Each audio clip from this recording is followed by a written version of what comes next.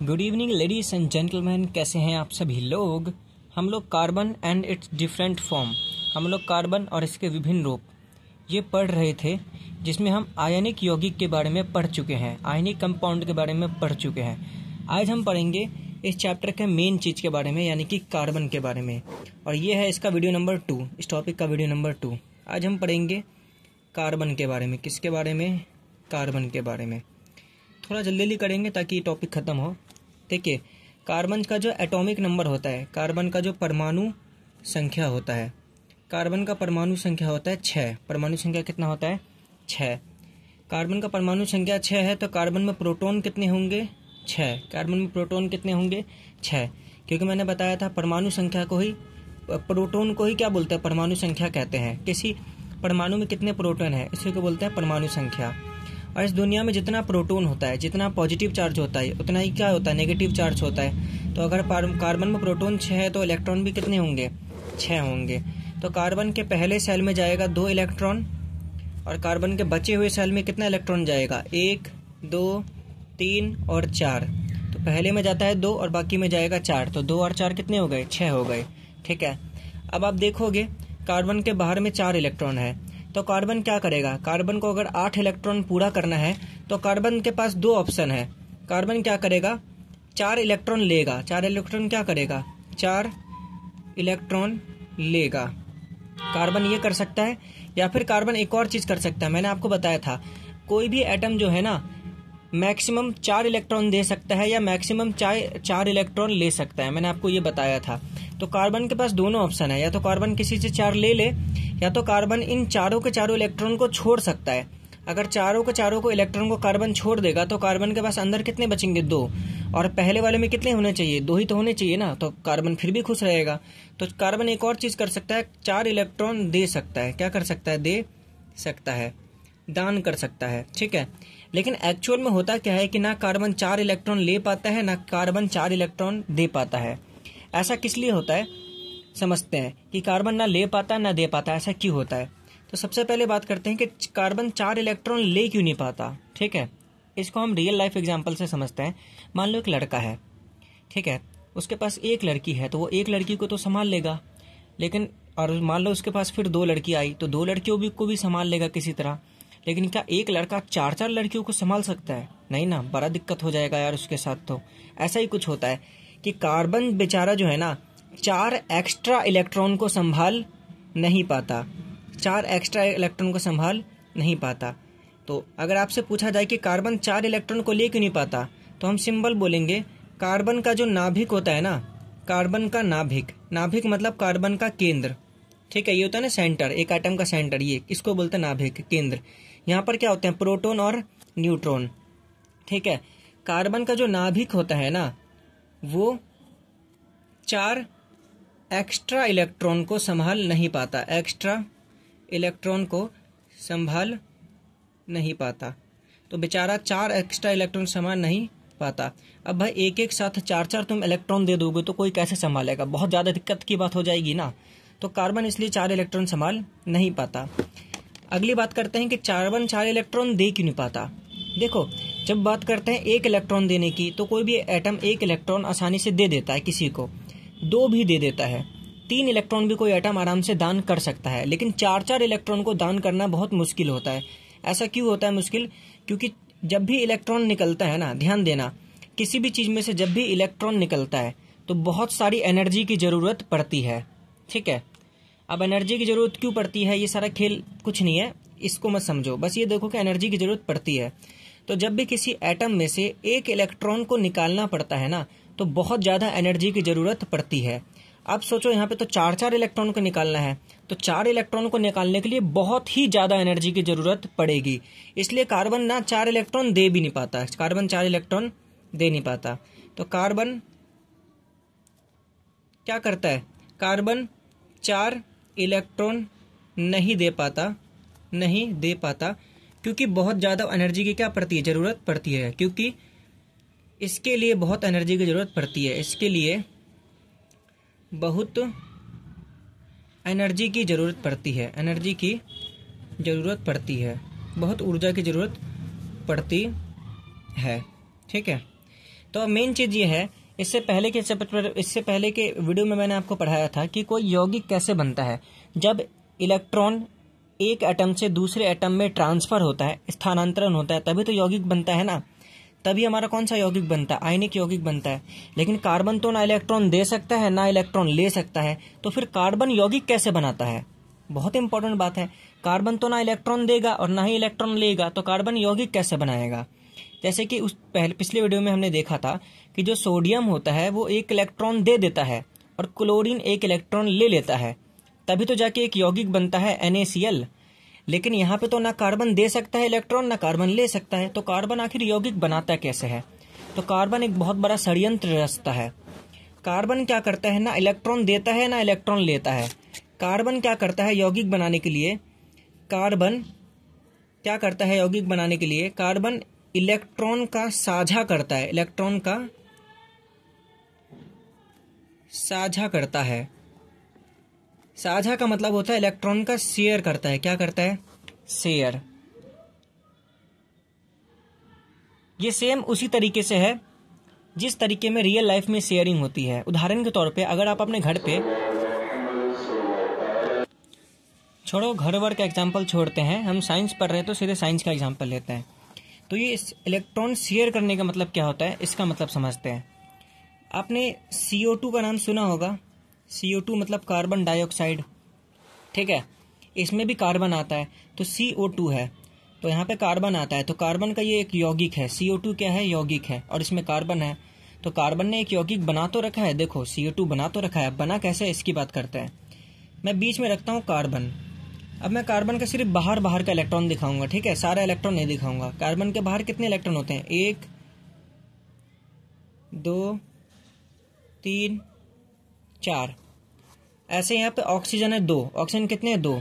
तो ऑक्सीजन के बाहर कितने इलेक्ट्रॉन होते हैं?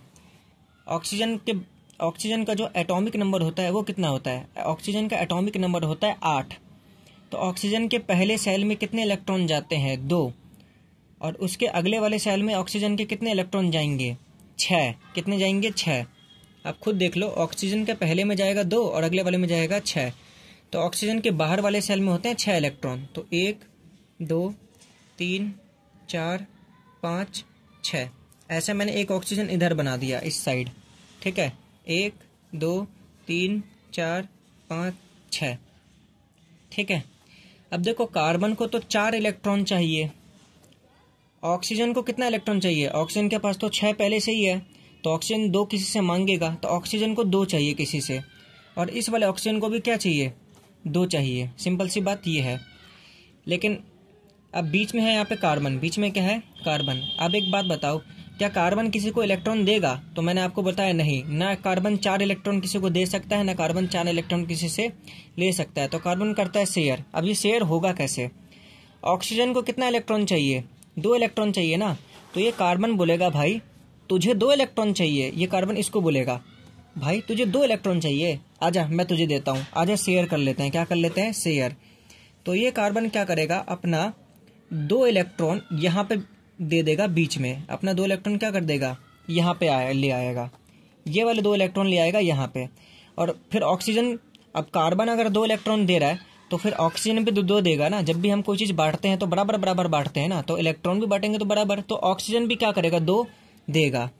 तो इस ऑक्सीजन ने अपने 2 इलेक्ट्रॉन दिए, 1 और 2, और ये इलेक्ट्रॉन अब आएंगे दोनों के बीच में, ये इलेक्ट्रॉन आएंगे दोनों के बीच में, यहाँ पर आएंगे। देखो आ गए ना यहाँ पे। अब जितने बच गए, ऑक्सीजन ने 2 इलेक्ट्रॉन तो बीच में डाल दिए, ऑक्सीजन ने 2 इलेक्ट्रॉन क्या डाल दिए? बीच में। अब ऑक्सीजन के जितने बच गए उसको बना दो, 1 2 3 4। ऑक्सीजन ने 2 इलेक्ट्रॉन तो बीच में डाल दिए थे, तो बाकी ऑक्सीजन के 4 इलेक्ट्रॉन बचे हैं। अब देखो ऑक्सीजन के पास कितने हो गए? 1 2 3 4 तो पहले से थे, और ये 5वां और 6वां तो ऑक्सीजन का ही था, और ये 7वां और 8वां किसका था? कार्बन का था। तो देखो ऑक्सीजन के पास कितने हो गए? 8 पूरे हो गए, और ऑक्सीजन क्या हो गया? खुश हो गया। अब ये जो बीच में जो इलेक्ट्रॉन शेयर होता है ना, उस पर दोनों का हक होता है, कार्बन का भी हक होता है और ऑक्सीजन का भी। शेयरिंग का मतलब यही है। अब ये बीच में जो इलेक्ट्रॉन शेयर हो गए ना, बट गए, साझा हो गए, इस इलेक्ट्रॉन पे कार्बन का भी हक होगा और ऑक्सीजन का भी हक होगा। इसलिए इसी चीज का मतलब होता है शेयर करना, इलेक्ट्रॉन को शेयर करना। इलेक्ट्रॉन के शेयर का मतलब है ये जो बीच में इलेक्ट्रॉन है इस पे दोनों का हक है, ऑक्सीजन का भी और कार्बन का भी। ये इलेक्ट्रॉन किसी का भी नहीं है, ना ही ऑक्सीजन का है ना ही कार्बन का है, दोनों ही इसका इस्तेमाल कर रहे हैं, ठीक है। ऐसे ही सेम ये जो कार्बन है इस वाले ऑक्सीजन को बोलेगा भाई तुझे भी 2 चाहिए ना, आजा तू भी ले ले 2 इलेक्ट्रॉन मेरे से, कोई दिक्कत नहीं है। तो ये ऑक्सीजन इसके साथ जुड़ जाएगा और ये कार्बन अपना ये जो बचा हुआ 2 इलेक्ट्रॉन है इसको यहाँ पे लगा देगा और फिर 2 इलेक्ट्रॉन ऑक्सीजन से भी मांगेगा, तो मैं दे रहा हूँ तो तू भी दे, तो ये भी 2 देगा। ठीक है, कुछ ऐसा होगा। और ऑक्सीजन ने 2 तो अपने दे दिए, तो बाकी 4 तो ऑक्सीजन के बचे ना, तो बाकी 4 बना दो, 1 2 3 4। अब इस वाले ऑक्सीजन के पास कितने इलेक्ट्रॉन हो गए, 1 2 3 4 5 6 7 8। तो इस वाले ऑक्सीजन के भी 8 पूरे, इस वाले ऑक्सीजन के भी 8 पूरे। अब कार्बन का कितना हुआ देखो, 1 2 3 4 5 6 7 8। कार्बन के पास भी कितने हो गए, 8 हो गए। तो इस तरीके से तीनों खुश हो गए, हमारा क्या बन गया, CO2 बन गया। लेकिन जब भी इलेक्ट्रॉन साझा होता है तो साझा होने में इंपॉर्टेंट बात ये होती है कि ये जो 4 इलेक्ट्रॉन शेयर है ना यहाँ पर, और ये जो 4 इलेक्ट्रॉन यहाँ पे शेयर है, इस पे किसी का भी हक नहीं है। जब जिसको मर्जी हो वो अपना इलेक्ट्रॉन लेके भाग सकता है। समझे, क्या कर सकता है, भाग सकता है। मतलब इनके बीच का रिश्ता बहुत कमजोर होता है, कभी भी इनका रिश्ता टूट सकता है। जिसको जब मन होगा अपना इलेक्ट्रॉन लेगा और भाग जाएगा। तो इलेक्ट्रॉन के साझा करने का मतलब यही होता है कि ये जो है ना इलेक्ट्रॉन को बीच में डाल लेते हैं। कार्बन और ऑक्सीजन अपने इलेक्ट्रॉन को क्या कर लेंगे, बीच में डाल लेंगे और शेयर कर लेंगे।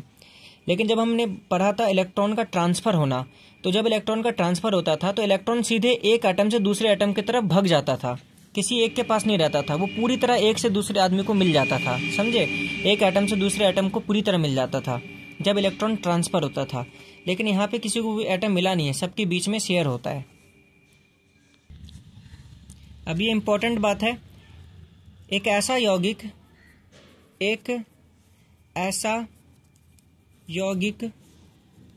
जो इलेक्ट्रॉन के साझा से बनता है, जो इलेक्ट्रॉन के साझा से बनता है, उसे सहसंयोजी,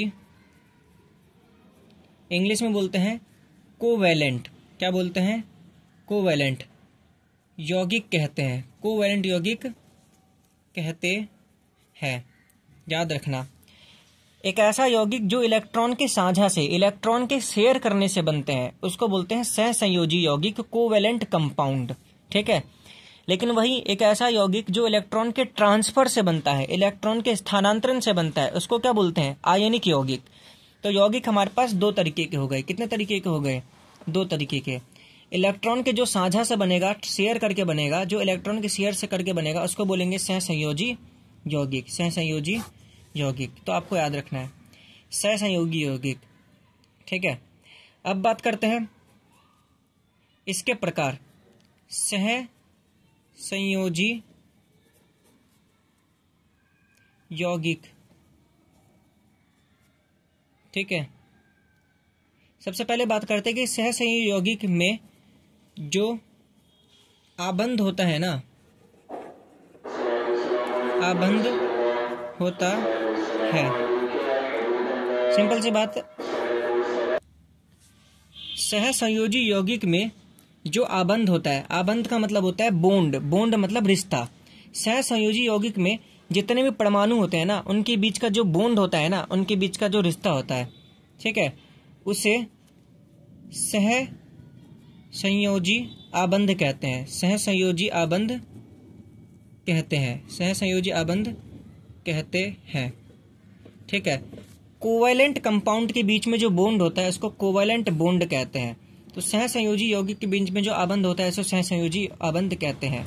ठीक है। एग्जाम्पल के तौर पे CO2 है ना, क्या है CO2।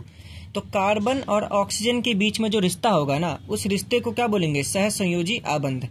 कार्बन और ऑक्सीजन के बीच में जो रस्सी होगी ना, जो एक रस्सी होगी जो इनको बांध के रखेगी, जो एक बॉन्ड होगा जो इनको बांध के रखेगा, जो आबंध होगा, यहाँ पे देखा बंध, बंध मतलब बंधन, बंध का मतलब क्या होता है, बंधन। तो कार्बन और ऑक्सीजन किसी ना किसी बंधन से तो जुड़े हैं ना यहाँ पे, तो उस बंधन को क्या बोलते हैं, सहसंयोजी आबंध कहते हैं। तो सहसंयोजी यौगिक में कौन सा आबंध होता है, सहसंयोजी आबंध होता है। तो सेम ही नाम है, कोई दिक्कत नहीं होने वाला।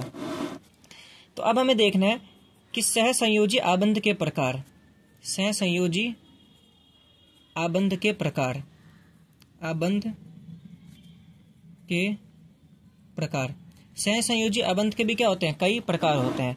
उसमें से जो पहला प्रकार है वो है एकल आबंध। वो क्या है, एकल आबंध। ठीक है, क्या है, एकल आबंध। एकल आबंध में क्या होता है, जैसे मान लो मेरे पास हाइड्रोजन है, मेरे पास क्या है, हाइड्रोजन। तो आपको पता है कि हाइड्रोजन का जो परमाणु संख्या होता है वो होता है 1। तो हाइड्रोजन के बाहर कितने इलेक्ट्रॉन होते हैं, 1। और मेरे पास यहाँ पर भी एक हाइड्रोजन है, यहाँ पर भी कौन सा हाइड्रोजन है, एक हाइड्रोजन है। तो इस हाइड्रोजन के बाहर कितने इलेक्ट्रॉन होंगे, 1। अब पहले जो सेल होता है, पहला जो कक्ष होता है, उसमें कितने इलेक्ट्रॉन चाहिए होते हैं, 2 इलेक्ट्रॉन चाहिए होते हैं। इस वाले के में भी पहले सेल में कितने इलेक्ट्रॉन चाहिए, 2, लेकिन इनके पास कितने इलेक्ट्रॉन है, सिर्फ 1 ही है।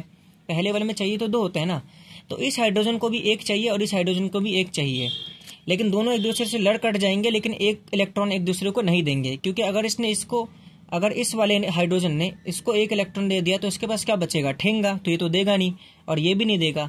तो ये दोनों बोलेंगे ऐसा करते हैं दोस्त, आजा दोनों ना बीच में बांट लेते हैं, दोनों बीच में क्या कर लेते हैं, इलेक्ट्रॉन को शेयर कर लेते हैं। तो दोनों हाइड्रोजन बोलेंगे ठीक है, तू अपना एक इलेक्ट्रॉन बीच में रख और ये वाला इलेक्ट्रॉन तू बीच में रख। तो अब दोनों ने इलेक्ट्रॉन को बीच में रख दिया। अब इस हाइड्रोजन पे इन दोनों इलेक्ट्रॉन का हक है और इस वाले हाइड्रोजन पे भी इस दोनों इलेक्ट्रॉन का हक है। तो अब इस वाले हाइड्रोजन के पास भी 2 इलेक्ट्रॉन हो गए और इस वाले हाइड्रोजन के पास भी 2 इलेक्ट्रॉन हो गए। ठीक है, अब ये क्या बन चुका है, H2 बन चुका है। अब ये क्या बन चुका है, H2। तो ये बन चुका है एक H2 बन गया, ये क्या बन गया, H2। और ये भी क्या बना हमारा, एक सहसंयोजी यौगिक। ये भी हमारा क्या बना, एक सहसंयोजी यौगिक, क्योंकि ये इलेक्ट्रॉन के किससे बना है, शेयर से बना है। इलेक्ट्रॉन के किससे बना है, शेयर से बना है, इलेक्ट्रॉन के साझा से बना है। अच्छा आप ध्यान दो, इसमें कितने इलेक्ट्रॉन शेयर हुए हैं, एक इलेक्ट्रॉन शेयर हुआ है ना। एक इलेक्ट्रॉन इस वाले हाइड्रोजन ने दिया और एक इलेक्ट्रॉन इस वाले हाइड्रोजन ने दिया। तो एकल आबंध उस आबंध को बोलते हैं हम लोग जिसमें सिर्फ एक इलेक्ट्रॉन क्या होते हैं, साझा होते हैं। ठीक है, एक इलेक्ट्रॉन क्या होते हैं, साझा। एक इलेक्ट्रॉन साझा होता है, क्या होते हैं, साझा होते हैं। ठीक है, तो ये वाला भी 1 देगा और ये वाला भी 1। लेकिन अगर आपसे पूछा जाए कि एकल आबंध में कुल कितने इलेक्ट्रॉन होते हैं, अगर कुल इलेक्ट्रॉन पूछा जाए, कितना पूछा जाए, कुल इलेक्ट्रॉन, तो कुल कितने हैं, 1 और 2। तो कुल इलेक्ट्रॉन कितने होते हैं, 2। लेकिन अगर आपसे पूछा जाए कितने कितने शेयर होते हैं, तो 1 होते हैं। ये भी 1 करता है और ये भी 1 करता है। लेकिन आपसे पूछा जाए कि कुल कितने इलेक्ट्रॉन शेयर होता है, तब आप दोगे 2। अगर आपको पूछे कि हर एक परमाणु कितना इलेक्ट्रॉन देता है, तो 1 देता है। तो इसमें हर एक परमाणु 1 इलेक्ट्रॉन देता है, इसलिए इसको एकल आबंध कहते हैं। इसको दिखाने का एक और तरीका होता है, ये रहा एक हाइड्रोजन और ये सिंगल बॉन्ड और ये हाइड्रोजन। हाइड्रोजन एकल आबंध हाइड्रोजन, तो एक लाइन का मतलब होता है एकल आबंध, एक लाइन का मतलब होता है एकल आबंध। ठीक है, तो कभी भी अगर बीच में सिर्फ अगर इस एक इलेक्ट्रॉन, अगर कभी भी एक इलेक्ट्रॉन शेयर हुआ हो तो उसको एकल आबंध कहते हैं और एकल आबंध को एक सिंगल लाइन से दिखाते हैं। H और H के बीच में क्या होता है, एकल आबंध होता है। ठीक है, ऐसा ही होता है हमारा द्वि आबंध, ऐसा ही होता है हमारा क्या, द्वि आबंध, द्वि आबंध। ठीक है, एकल आबंध में होता था एक इलेक्ट्रॉन शेयर और द्वि आबंध में होता है 2 इलेक्ट्रॉन साझा। द्वि आबंध में कितने इलेक्ट्रॉन साझा होते हैं, 2 इलेक्ट्रॉन, कितने इलेक्ट्रॉन, 2 इलेक्ट्रॉन साझा होते हैं। ठीक है, द्वि आबंध में 2 इलेक्ट्रॉन साझा होते हैं। ठीक है, अगर आपसे कुल इलेक्ट्रॉन पूछा जाए कुल कितने होते हैं इलेक्ट्रॉन साझा, तो आप बोलोगे 4, तब आप क्या बोलोगे, 4। लेकिन आपसे पूछे कि हर एक परमाणु कितना इलेक्ट्रॉन साझा करता है, तब आप बोलोगे 2। इसका एग्जाम्पल देखते हैं। मान लो कि हमारे पास एक ऑक्सीजन है। ठीक है, ऑक्सीजन के बाहर कितने इलेक्ट्रॉन होते हैं, 6 होते हैं, 1 2 3 4 5 6। और यहाँ पर भी एक ऑक्सीजन है, 1 2 3 4 5 6। अब इस ऑक्सीजन को भी 2 चाहिए और इस ऑक्सीजन को भी कितना चाहिए, 2 चाहिए। इसको 2 मिल जाए तो 8 इसका पूरा हो जाएगा और इसको 2 मिल जाए तो 8 इसका पूरा हो जाएगा। लेकिन आपको पता है ये भी नहीं देगा और ये भी नहीं देगा, क्योंकि दोनों को चाहिए भाई, दोनों को ज़रूरत है। तो कोई पागल तो नहीं है कि इन दोनों में से कोई एक दूसरे को दे देगा कुछ। तो भाई ये दोनों क्या बोलेंगे कि आ जाओ भाई इलेक्ट्रॉन शेयर करते हैं, इलेक्ट्रॉन बीच में डाल लेते हैं। तो ऑक्सीजन बोलेगा भाई मुझे 2 की ज़रूरत है, ये वाला ऑक्सीजन बोलेगा कि मुझे 2 की ज़रूरत है, तो तू 2 इलेक्ट्रॉन दे, तो ये दे देगा 2 इलेक्ट्रॉन। और ये वाला बोलेगा इससे तू भी दे 2, तो दोनों 2 क्या कर देंगे, बीच में दे देंगे, दोनों दे देंगे 2 बीच में। अच्छा इसने 2 दे दिया है तो इसके पास अभी बाहर कितना बचेगा, 4, 1 2 3 4। ऐसे इसने भी 2 दे दिया है तो इसके भी बाहर कितने बचेंगे, 4, 1 2 3 और ये 4। अब हो गया काम पूरा। देखो इस ऑक्सीजन के पास कितने हो गए, 1 2 3 4 और अंदर कितने हैं, 4 8। ऐसे इस ऑक्सीजन के पास कितने हो गए, 1 2 3 4 और अंदर कितने हैं, 4 4 कितने हो गए, 8। तो दोनों के 8 8 क्या हो गए, पूरे हो गए। तो देखो कितना कितना, इस ऑक्सीजन ने भी 2 इलेक्ट्रॉन दिया, इस ऑक्सीजन ने भी 2 इलेक्ट्रॉन दिया। तो एक ऐसा सहसंयोजी आबंध जिसमें 2 इलेक्ट्रॉन क्या होते हैं, शेयर होते हैं, उसको द्वि आबंध कहते हैं। द्वि का मतलब ही 2 होता है। द्वि आबंध को दिखाने के लिए 2 डंडा खींचते हैं, तो ऑक्सीजन और डबल डंडा ऑक्सीजन, ठीक है। तो इस ऑक्सीजन और इस ऑक्सीजन के बीच में द्वि आबंध है, तो द्वि आबंध के लिए 2 डंडा, ठीक है। द्वि आबंध में कुल कितने इलेक्ट्रॉन होते हैं, तो 4 होते हैं, ठीक है। लेकिन हर एक परमाणु कितना कितना इलेक्ट्रॉन देगा, तो 2 2 देगा। ऐसा एक होता है हमारा त्रिय आबंध। क्या होता है, त्रिय आबंध, जिसको त्रि आबंध भी बोलते हैं। तो त्रिय आबंध भी वही है। त्रिय आबंध में क्या होगा, 3 3 इलेक्ट्रॉन क्या होते हैं, शेयर होते हैं। 3 3 इलेक्ट्रॉन क्या होते हैं, साझा होते हैं। अगर कुल इलेक्ट्रॉन पूछा जाए तो 3 का डबल क्या होगा, 6। कुल पूछा जाए कितना इलेक्ट्रॉन शेयर होते हैं, तो 6। इसका एग्जाम्पल होगा आपका नाइट्रोजन। क्या होगा, नाइट्रोजन N2। नाइट्रोजन के बाहर होता है 5, 1 2 3 4 5। ऐसे इस नाइट्रोजन के पास होता है 5, 1 2 3 4 5। अब नाइट्रोजन के बाहर तो 5 है, तो उसको चाहिए कितने होते हैं, 8 चाहिए होते हैं, ठीक है। आप नाइट्रोजन के बाहर 5 कैसे होते हैं, अब याद करो। नाइट्रोजन जो होता है वो 8 नंबर, नाइट्रोजन के कौन से नंबर पे आता है बताओ मुझे, आप जोड़ो खुद ही। Hydrogen, helium, lithium, beryllium, boron, carbon, nitrogen. Nitrogen आता है 7वें नंबर पे। तो नाइट्रोजन के पहले सेल में जाएगा 2 इलेक्ट्रॉन। अब 7 में से 2 तो चला गया, तो बचा कितना, 5। तो नाइट्रोजन के लास्ट वाला सबसे बाहर वाले सेल में कितने इलेक्ट्रॉन जाएंगे, 5। 1 2 3 4 5, ऐसे इसमें 5। अब इसको चाहिए कितने होते हैं, 8। तो नाइट्रोजन को 3 चाहिए, ऐसे इसको भी 3 चाहिए। तो दोनों तो देंगे नहीं एक दूसरे को, क्योंकि दोनों को चाहिए। तो दोनों बोलेंगे आ जाओ भाई 3 3 शेयर कर लेते हैं। 3 3 क्या कर लेते हैं, शेयर। 3 3 कर लेते हैं शेयर। तो ये नाइट्रोजन बोलेगा भाई तू दे 3, तो ये बंदा बोलेगा ले भाई ले 3, तू भी क्या याद रखेगा। अब ये बोलेगा तू दे मुझे 3, तो बोलेगा तू भी ले 3, बराबर बराबर बांट लेते हैं। अब इस नाइट्रोजन ने और इस नाइट्रोजन ने 3 3 दे दिया। अच्छा, अगर इसने 3 दे दिए तो इसके पास बचे कितने, 5 में से 3 चले गए, तो कितने बचे, 2। तो बाहर बचे 2, तो मैंने बाहर 2 दिखा दिया। ऐसे इसने भी 3 दे दिए, तो इसके पास भी बाहर कितने बचे, 2। देखो आप काम देख लो, इस वाले नाइट्रोजन के पास कितने बचे, देखो 1 2 3 4 5 6 7 8। तो इस नाइट्रोजन के कितने हो गए, 8 पूरे हो गए। ऐसे इसके भी कितने पूरे हो गए, 8 पूरे हो गए। तो एक ऐसा आबंध जिसमें 3 3 इलेक्ट्रॉन का क्या होता है, साझा होता है, उसको बोलते हैं त्रिय आबंध। तो इसमें 3 3 इलेक्ट्रॉन दोनों ने दिए हैं। त्रिय आबंध को दिखाने के लिए 3 डंडा लगाते हैं। क्या लगाते हैं, 3 डंडा। तो N और ट्रिपल बॉन्ड N, N और ट्रिपल बॉन्ड N। तो 3 डंडा का मतलब होता है त्रिय आबंध। सिंपल सी बात ये है। तो अभी तक आप ध्यान देना कि जिसकी जितनी संयोजकता होती है ना, वो उतना आबंध बनाता है। जैसे नाइट्रोजन की संयोजकता कितनी होती है, 3 होती है। तो नाइट्रोजन कितना इलेक्ट्रॉन शेयर करेगा, 3 3। तो नाइट्रोजन बनाएगा त्रिय आबंध। 3 टोटल 3 आबंध बनाएगा। नाइट्रोजन कितना बनाएगा, त्रिय आबंध बनाएगा। ऑक्सीजन की संयोजकता कितनी होती है, 2 होती है। तो ऑक्सीजन बनाता है द्वि आबंध। तो O2 के अंदर कौन सा आबंध होता है, द्वि आबंध। N2 के अंदर कौन सा आबंध होता है, त्रिय आबंध, क्योंकि नाइट्रोजन का संयोजकता होता है 3। तो ऐसे आप याद रख सकते हो, ठीक है। अब बात करते हैं कि एकल आबंध, द्वि आबंध और त्रिय आबंध, इन तीनों में से ताकतवर कौन सा होता है, कौन सा आबंध ज़्यादा मजबूत होता है। तो आप खुद कॉमन सेंस लगाओ। मैंने पहले आपके लिए बनाया एकल आबंध, H और सिंगल बॉन्ड H, इस H और सिंगल आबंध, एकल आबंध H। फिर मैंने आपके लिए बनाया द्वि आबंध O2, ठीक है। फिर मैंने त्रिय आबंध बनाया आपके लिए, ठीक है। इनमें से कौन सा मजबूत होगा, तो सिंपल से बात है, ये तीसरा वाला क्या होगा, मजबूत होगा, त्रिय आबंध मजबूत होगा। अब बोलोगे कैसे याद होगा मैं कि त्रिय आबंध ज़्यादा मजबूत होता है। सबसे मजबूत होता है त्रिय आबंध, फिर होता है द्वि आबंध, और फिर होता है एकल आबंध। एकल आबंध सबसे कमजोर होता है। अब देखो क्यों होता है। अगर आप ध्यान से देखो, आप इसको एक सिंगल रस्सी मान सकते हो। सिंगल क्या मान सकते हो, रस्सी। तो ये एक रस्सी, ये कितना रस्सी है, 1। तो एक रस्सी को तोड़ना आसान होता है ना, तो ये आसानी से टूट जाएगा। ये आसानी से क्या होगा, टूट जाएगा, क्योंकि एक रस्सी है। यहाँ पे कितने रस्सी हो गए, 2। तो अगर एक रस्सी को डबल कर लो आप लोग, तो उसको तोड़ना थोड़ा मुश्किल हो जाता है। तो ये थोड़ा और मजबूत होगा। और आपने उस रस्सी को यहाँ पे कितनी बार कर लिया, 3 बार। तो एक रस्सी को अगर आप 3 बार कर लो फोल्ड, तो उस रस्सी को तोड़ना तो और भी ज़्यादा मुश्किल होगा। तो ये सबसे ज़्यादा क्या हो जाएगा, मजबूत।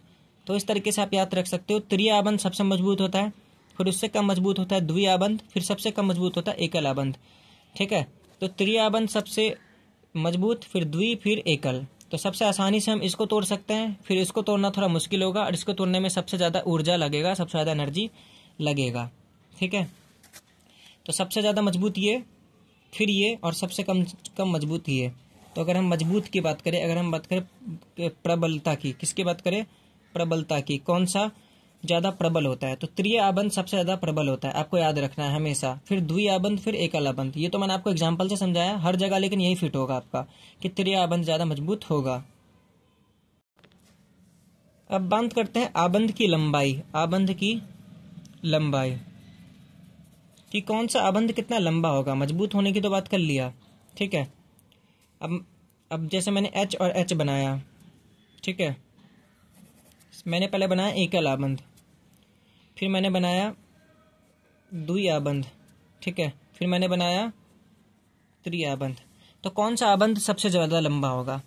तो ये वाला आबंध सबसे ज़्यादा लंबा होता है, एकल आबंध सबसे ज़्यादा लंबा होता है, फिर द्वि आबंध उससे छोटा थोड़ा कम लंबा होता है, और त्रि आबंध सबसे कम लंबा होता है। अब क्यों होता है सुनो, ठीक है। इसका एग्जाम में आपसे पूछेगा नहीं कि क्यों होता है, 10वीं तक ये नहीं पूछा जाता है कि क्यों होता है। आपसे पूछेगा बस कौन ज़्यादा लंबा होता है, एकल आबंध, द्वि आबंध या त्रि आबंध। तो इसका सिंपल सा ट्रिक होता है। ट्रिक क्या होता है? देखो, रस्सी वाला ही ट्रिक होगा, जैसे मैंने बताया था।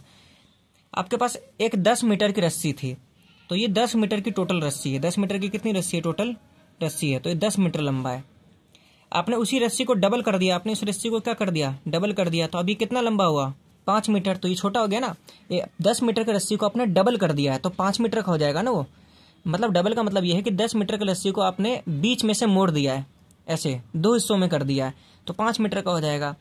अब उसी 10 मीटर की रस्सी को आपने 3 बार ऐसे कर दिया फोल्ड। कितनी बार फोल्ड कर दिया? 3 बार। तो ये और छोटा हो जाएगा ना फिर वो रस्सी। तो सबसे लंबी रस्सी तो यही होगी, फिर उसके बाद ये उससे छोटी, फिर उसके बाद ये उससे छोटी।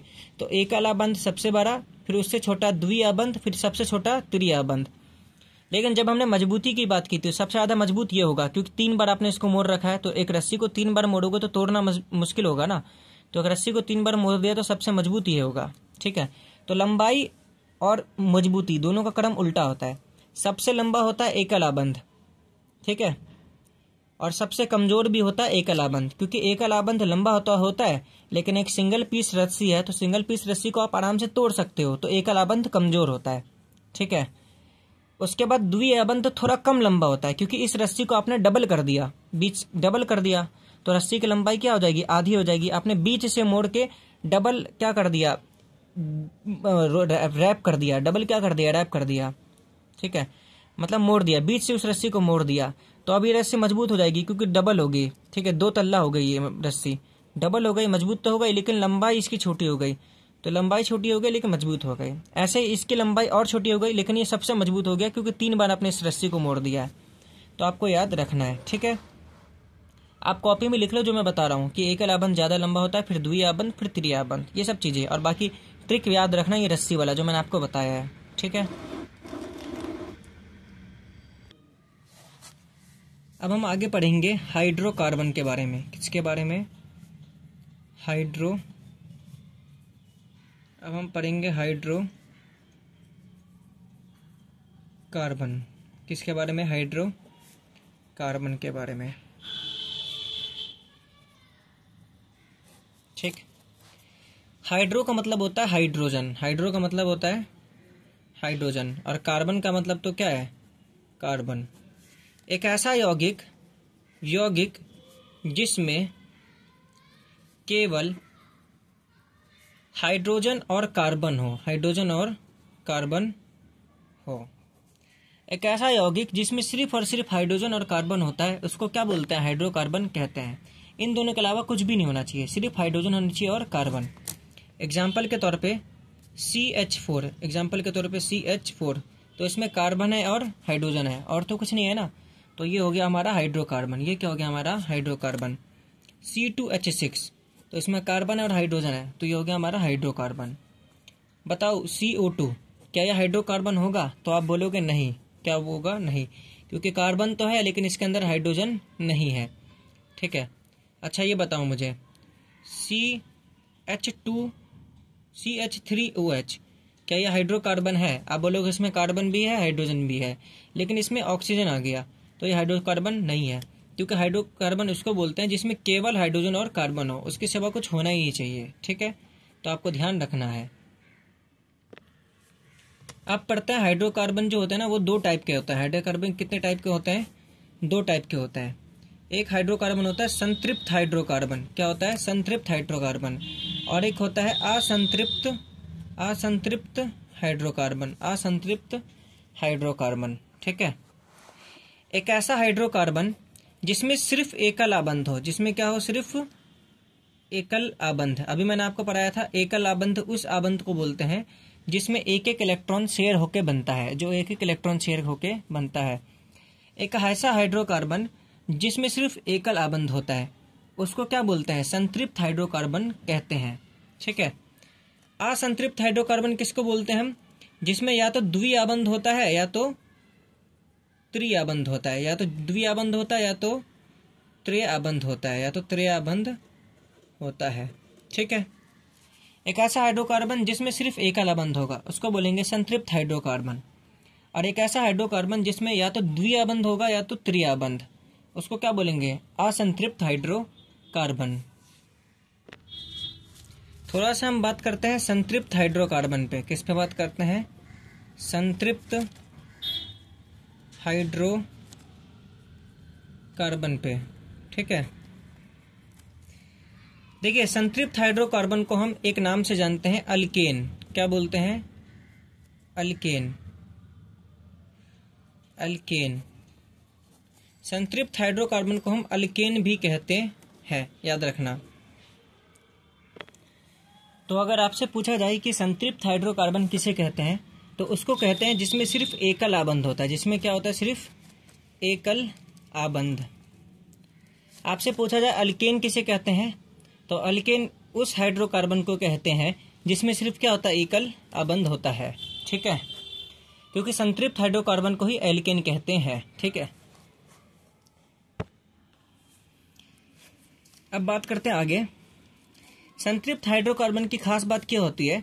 जब इसको हम जलाते हैं ना, जब इसको क्या करते हैं? हम जलाते हैं। जब हम अल्केन को, अल्केन का मतलब क्या होता है? संतृप्त हाइड्रोकार्बन, दोनों सेम ही है।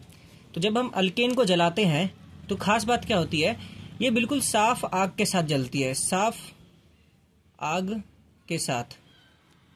ठीक है। संतृप्त हाइड्रोकार्बन अल्केन जो होता है वो बिल्कुल साफ आग के साथ जलता है, बिल्कुल भी धुआं नहीं निकलता, बिल्कुल भी धुआं नहीं निकलता। ठीक है, आपको याद रखना है।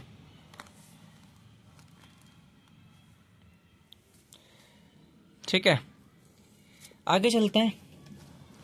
अब देखो, दुनिया में इतने हाइड्रोकार्बन है, जैसे कि मैं आपके सामने कुछ भी लिख दूंगा। जैसे मैंने लिख दिया CH4, मैंने लिख दिया आपके सामने C2H6, मैंने आपके सामने लिख दिया C3H8।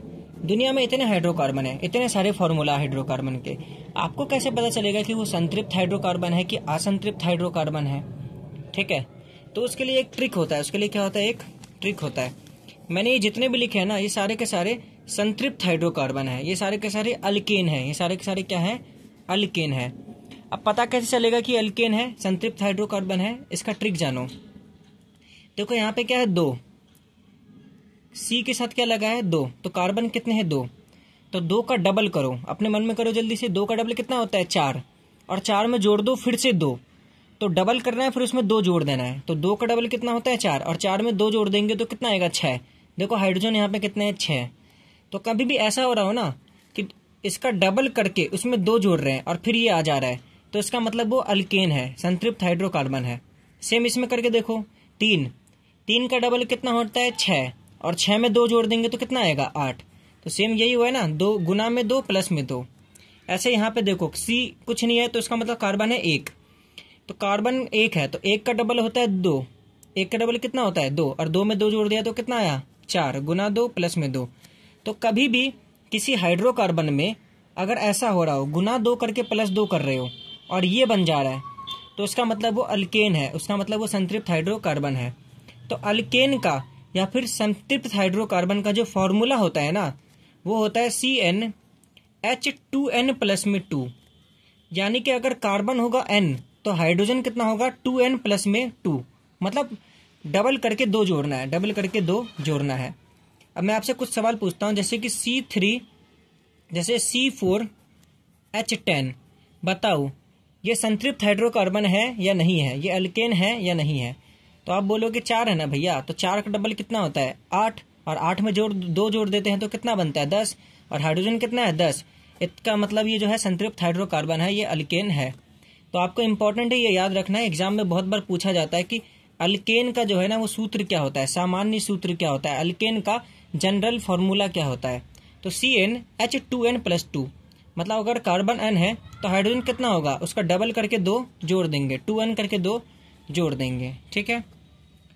अच्छा बताओ अब C5H10 क्या ये अल्केन होगा, क्या ये संतृप्त हाइड्रोकार्बन होगा? तो आप बोलोगे 5 का डबल कितना होता है 10, और 10 में 2 जोड़ देंगे तो कितना आता है 12, लेकिन यहाँ पे तो H कितना है 10 है, तो इसका मतलब ये संतृप्त हाइड्रोकार्बन नहीं है, ये अल्केन नहीं है। अभी हम आगे जाके पढ़ेंगे कि ये C4H10 जो है ना, मैंने आपको ये फॉर्मूला दिया है, तो इसका नाम क्या होगा, हम नाम रखना भी सीखेंगे आगे जाके। लेकिन अभी हमें बस पहचानना है कि कौन सा अल्केन है और कौन सा अल्केन नहीं है, कौन सा संतृप्त हाइड्रोकार्बन है और कौन सा संतृप्त हाइड्रोकार्बन नहीं है। तो संतृप्त हाइड्रोकार्बन के बारे में बस इतनी खास बात है, संतृप्त हाइड्रोकार्बन उसको बोलते हैं जिसमें एकल आबंध होता है। संतृप्त हाइड्रोकार्बन को ही हम क्या बोलते हैं, अल्केन बोलते हैं, याद रखना। संतृप्त हाइड्रोकार्बन के बारे में खास बात है कि जब इसको जलाते हैं तो ये साफ आग के साथ जलता है। संतृप्त हाइड्रोकार्बन का फॉर्मूला क्या होता है, CnH2n+2, और इसी की मदद से हम पता कर सकते हैं कि कोई फॉर्मूला आपको दिया है वो अल्केन है या नहीं है, ठीक है, वो संतृप्त हाइड्रोकार्बन है या नहीं है। अब हम पढ़ते हैं असंतृप्त हाइड्रोकार्बन के बारे में। किसके बारे में, असंतृप्त हाइड्रोकार्बन के बारे में। मैंने आपको बताया था असंतृप्त हाइड्रोकार्बन उसे बोलते हैं जिसमें या तो द्विआबंध होता है या तो त्रिआबंध, या तो द्विआबंध या तो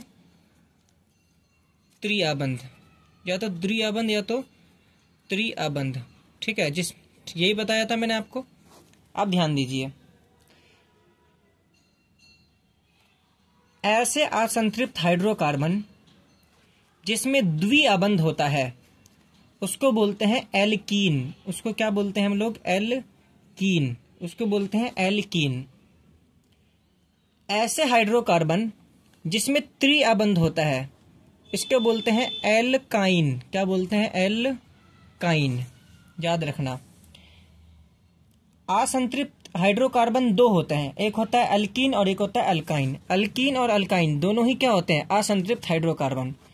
तो असंतृप्त हाइड्रोकार्बन तो वो होते हैं जिनमें द्विआबंध या त्रिआबंध कोई भी हो चल जाएगा, और जिनमें द्विआबंध होता है उनको बोलते हैं एल्कीन, और जिसमें त्रिआबंध होता है उसको क्या बोलते हैं, एल्काइन। उसको क्या बोलते हैं, एल्काइन।